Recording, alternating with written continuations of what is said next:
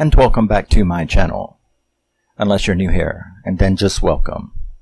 My name is Rusty, and this is my channel where I talk about my favorite movies, mostly horror, which we will prove right now.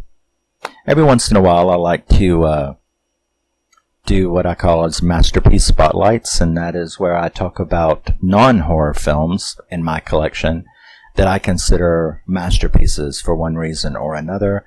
And we are going to begin this little journey with Mommie Dearest. Now, Mommie Dearest is a fucking masterpiece, even though only 10% of it is true. And we'll talk about that at the end. This is the Paramount Presents 4K remaster.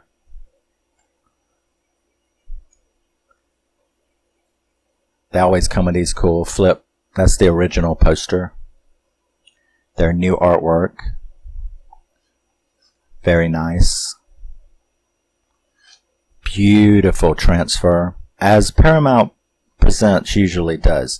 They do absolutely shit on their other stuff, like their 4K releases. Most of them are pretty bad, and the Blu-rays included are usually stock dumps from 2009. They're pretty horrible, but they really do care, it seems, about their Paramount Presents line, which is, you know, at least it's something.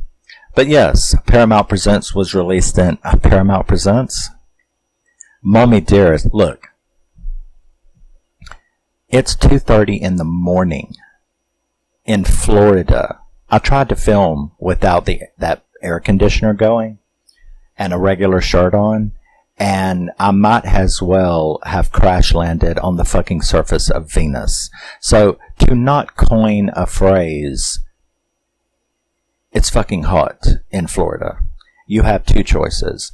Sit around in your underwear, which we can't film that, or, you know, put an air conditioner on. So that's just your only choice. So, yeah. Mommie Dearest was released in 1981. It was directed by Frank Perry, and it was written by Christina Crawford, Frank Yablans, and Frank Perry, and it stars Faye Dunaway, Diana Scarwid of Psycho 3 fame, and Steve Forrest. And yeah, so the beginning of Mommie Dearest picks up in Joan Crawford's career just shortly before she does Mildred Pierce, like 5 or 6 years before she does Mildred Pierce. So her career is beginning to wane. She's been in Hollywood for about 15, or not been in Hollywood, but she's been a star for like 15 years when this movie begins. And things are starting to wane for her. She really wants a child. Of course, the adoption agencies will not give her a child, which is, American adoption system is really screwed up. But they wouldn't give her a child, so her boyfriend at the time, he was a big fancy Hollywood lawyer. He managed to work his magic like lawyers do. And she got Christina. And then she got Christopher, and she actually had 2 other children, which are not in this movie, which is what we'll talk about at the end. So she manages to get the child. As her career goes along, the child, of course, becomes very precocious, and I feel for her, because if she was in 2025, the little girl would have been a lot worse off, believe me. Because in this day and age, a 5-year-old can't throw a temper tantrum without, you know, being put on Ritalin and Zoloft and 50, you know, and diagnosed with oppositional authority disorder or whatever it is, and ADHD. And then, of course, 6 years after that, they blow away their entire family. And the medical examiner finds, you know, Zoloft in their system and stuff like that. And it's like, but we're getting into true crime stuff now. So the child becomes a little precocious, a little hard to deal with, which, you know, you're raised by Joan Crawford, wouldn't you be? you know? My kids got a mouth on them. And it's entirely my fault. But I love it. Doesn't bother me a bit. They can hang with daddy. You know what I'm saying? But I wouldn't have it any other way. But so she gets sent off to a boarding school after a particularly nasty or troubling scene. You know, that scene where Joan has got, you know, she's broken up with that boyfriend that helped her. And she's now going through a series of boy toys. And that scene that gets her sent off to the boarding school, I totally agreed with. And that's what you'll find a lot of people who watch this movie. They're like, you know, if this was true, what Christina Crawford said, if this were true, I'd have sent her ass to a boarding school too. Because that scene where, you know, the guy comes, Uncle Ted, and he's there to talk to Joan about a script. And he goes up there, and before he even goes up there, you know, Christina's all over him and like making him a drink. And he's like, easy on the scotch there. You know what I'm saying? This is the way I fix all of my uncles a drink, you know, which just called her mother a whore. She didn't know that, but that's, you know, when she looks at him and goes, this is the way I fix all my uncles' drinks. And I'm like, did you just call your mom a whore in front of her newest boy tour? Because, you know, okay. So then she, takes it, you know, he takes it and he goes up there, and then, you know, they have that little scene, where Joan is being Joan. And Christina comes in, takes it upon herself, you know, to come in and bring her mother a refresher, you know, like a freshen up their drinks. And you have to remember, Christina at this time was only 9, 10, you know, 10 years old. And, you know, and Joan is like, well, you know, by now you can call Ted uncle. And she like uses that. You can see it on her face, right? She uses that to look at him and go, Uncle Ted. You know, because he got on to her about calling him uncle down there, so she won. Christina was always about winning, you know, which was part of the problem. So, yeah, it's going to be one of those takes on this movie. So I'm not a fan of Christina Crawford. So she is going to win. But the look that she gives him as she's walking out, you know, Uncle Ted and all, you can see it all over Joan Crawford's face. You know, it's just like, she's going to compete with me now with boys as well, but she's only, oh no. No. We've got to take her somewhere. Because I would be like that too. I would be like, you are flirting. You're 10 years old and you are being extremely seductive and precocious with a grown-ass man. And so she takes her off to the boarding school. And then you sort of flash forward to where Diana Scarwid takes over the role. And Diana Scarwid is very, very good in this role. And Joan brings her home, you know, for a weekend or something like that. And, you know, there's this scene where Joan supposedly, this is all allegedly, so she allegedly fakes being poor to make Christina work for her boarding school. You know, like she was that greedy, that stingy. And so she goes back and she does that, and she messes with a boy. There's that scene, you know, where the mom comes and is like, oh my God, how can this go on here? You know, interestingly enough, the woman who plays the mistress, the head mistress of that boarding school, was just a little trivia, was the mother, is Priscilla Presley. Not Priscilla Presley. No. Oh shit, I lost her name.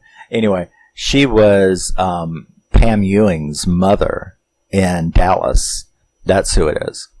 But so she gets into all kind of trouble, And man, the ride home, I think that was like one of the coolest scenes was when Joan had picked her up. Joan was extremely angry, and she reached over there into the American word, the glove box.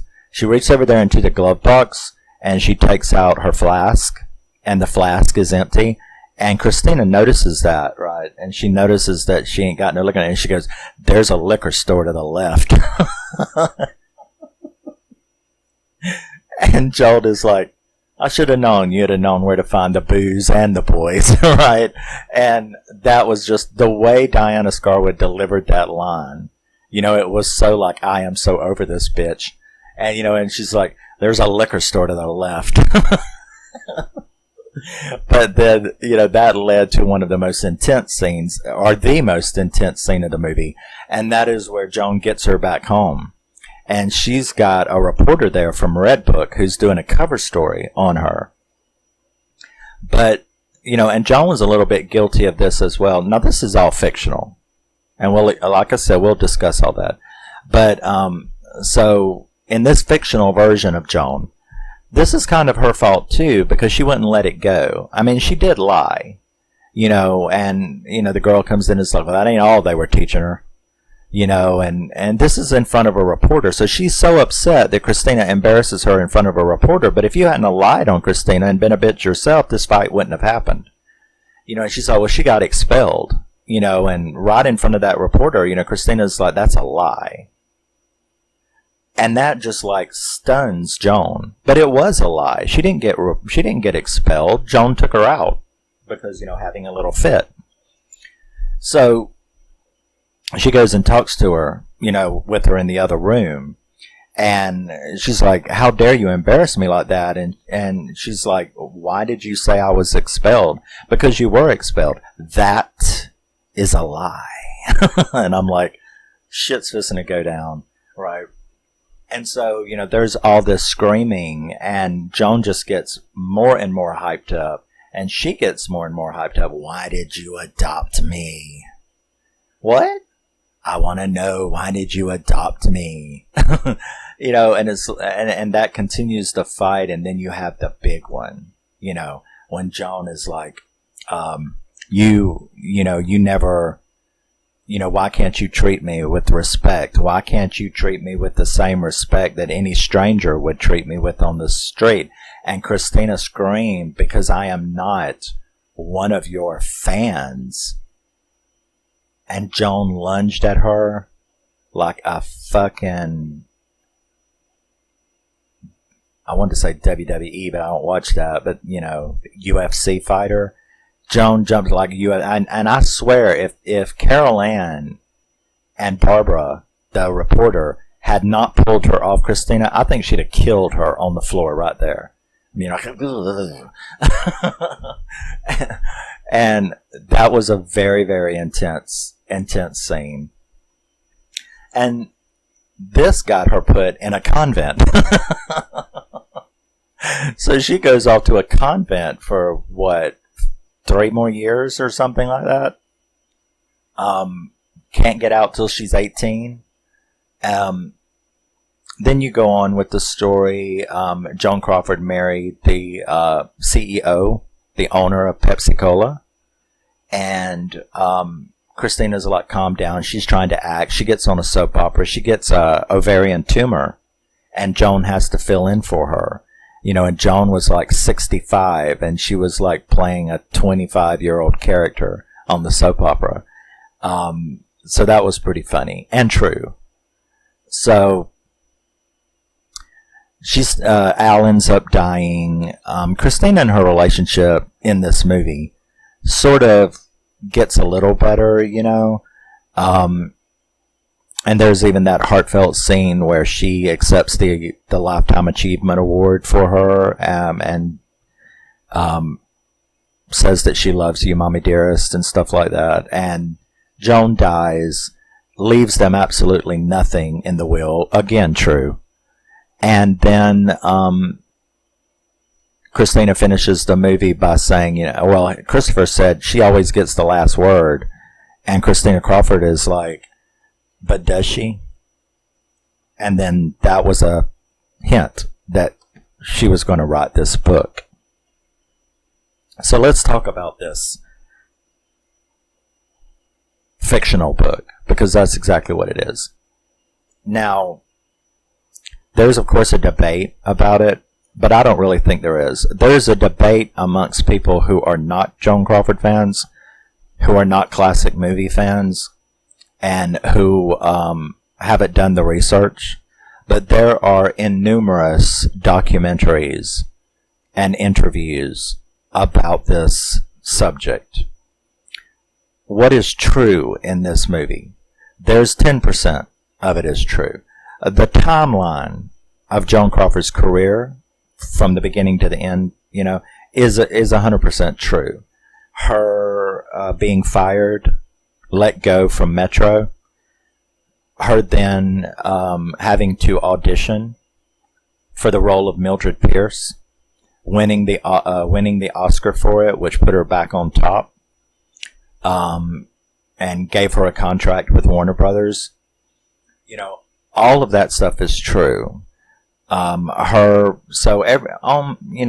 far as her personality went, some of it is true, and that is Joan Crawford went through an awful lot, and she had her issues, especially with cleanliness, and she was kind of a control freak, but she had to have gotten where she gotten in a man's world, So,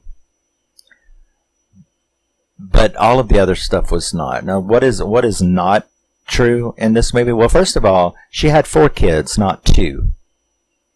Okay, and the other 2 kids, they're not even in this movie at all. They're not even mentioned. They don't exist in this movie. That should be your sign. That should be a red flag for you right there.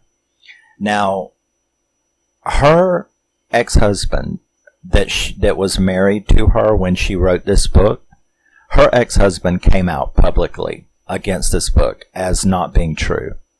Christopher Crawford said that this book was not true, that what I just told you was true is the only true stuff in it.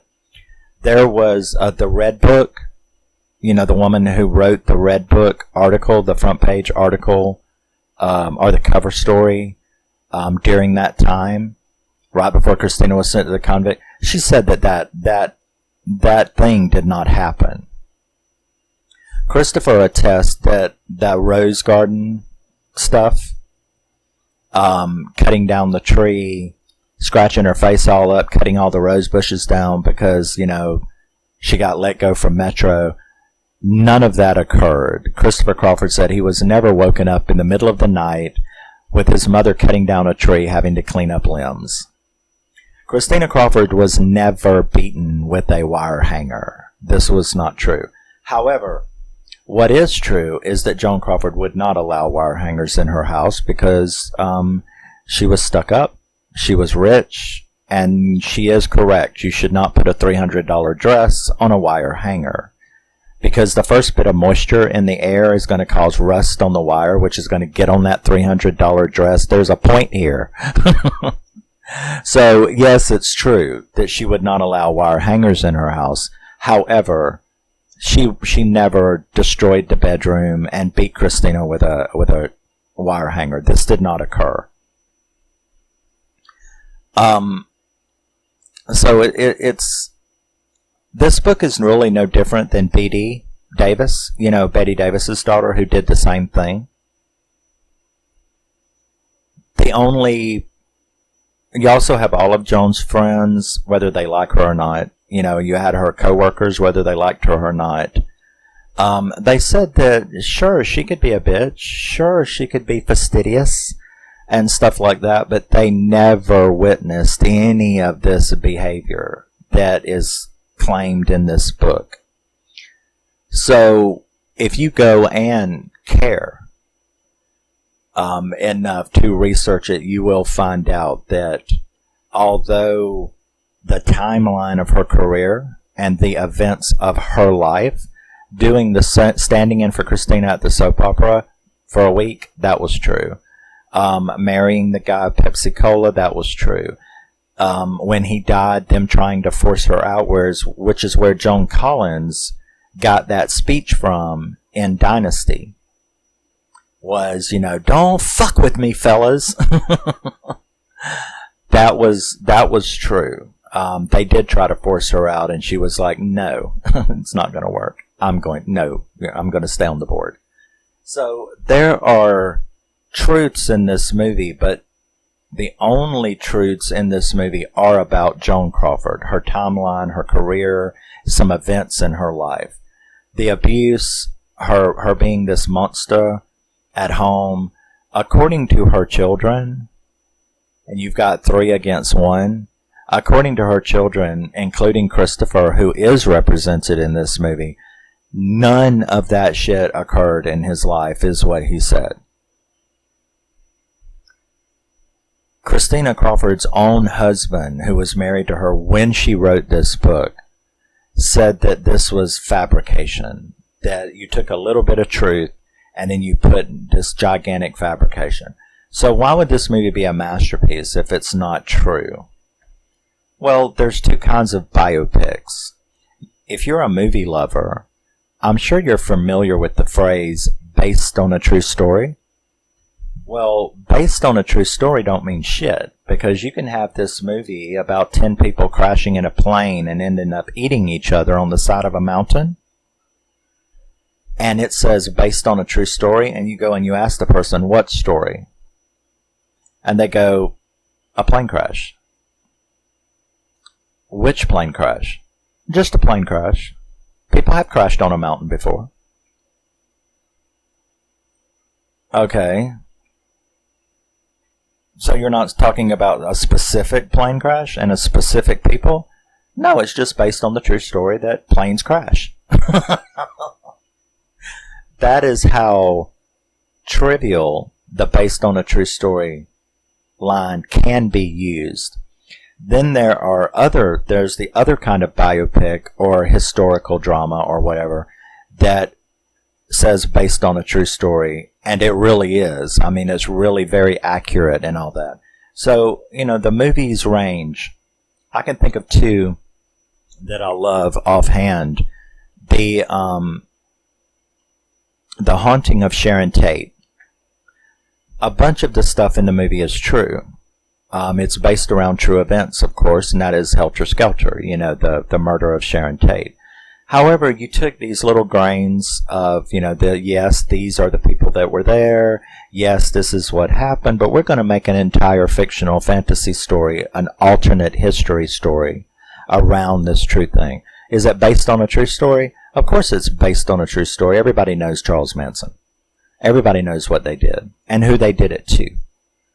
But is the movie non-fiction? No.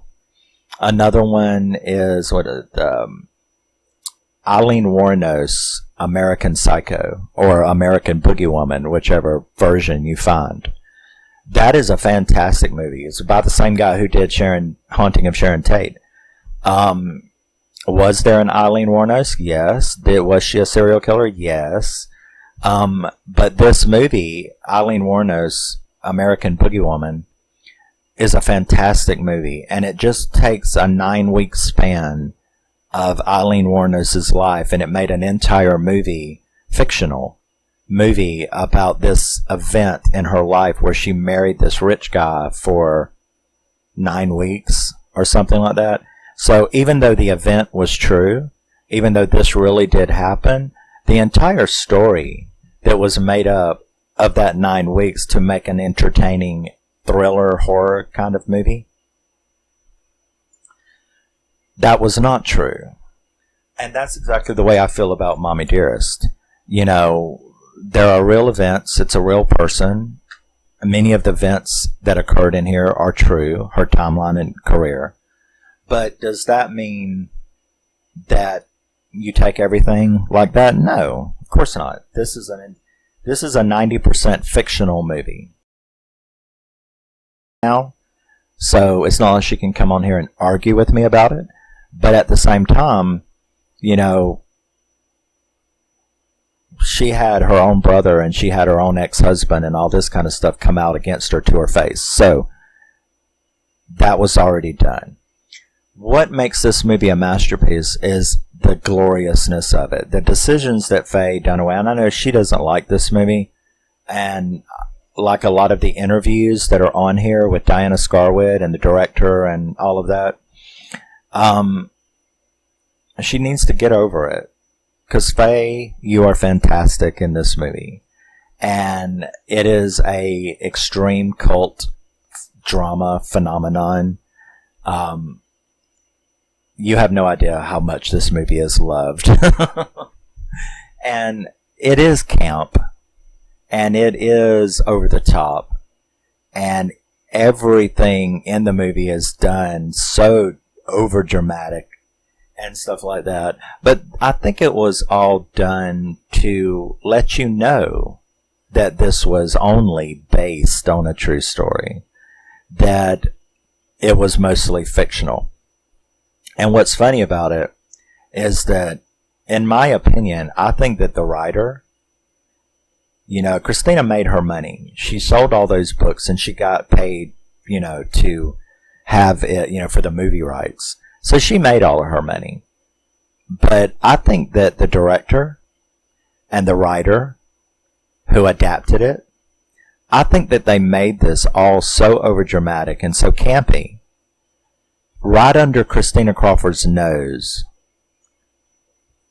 as a way to let the audience know, you don't really believe this shit, do you? And that's exactly why I think that it was done the way that it was done. So over the top, so over dramatic, so campy. People are like, isn't it amazing in the wire hanger scene that that Faye Dunaway made the decision to basically put on kabuki makeup, with the white, so she basically put on kabuki makeup.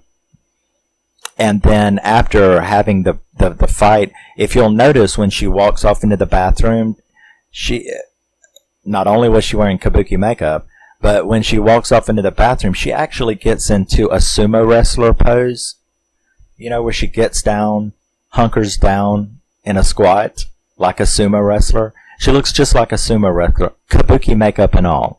So I think that, like most people, cause I saw a documentary and there's like a lot of her co-workers who didn't even like her, and a lot of her friends that did love her. They all agreed on the same thing, and that was that she did not engage in this kind of behavior. None of them ever saw any of it. And I think that Faye Dunaway made some of these decisions for the same reason that the director made these decisions and the writer made these decisions. I don't think anyone believed Christina Crawford.